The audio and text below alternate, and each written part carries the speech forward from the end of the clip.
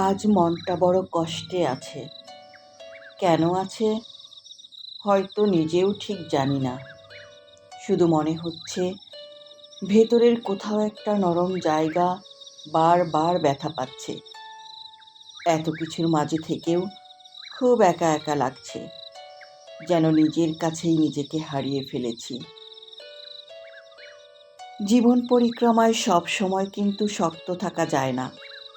কখনো কখনো মনটাও ক্লান্ত হয়ে পড়ে, আর তখন ছোট ছোট স্মৃতি, হারানো মানুষ, অপূর্ণ কথাগুলো সব মিলে মনটাকে আরো ভারী করে দেয়। হয়তো সেই ভারই আজ বুকের উপর চেপে বসেছে।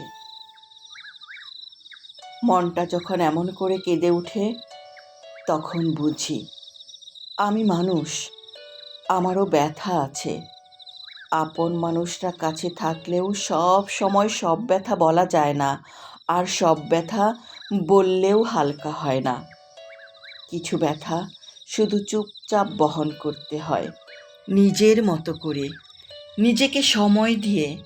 নিজের চোখের পানি নিজেকেই মুছতে মুছতে নিজেকেই সান্ত্বনা দিতে হয়।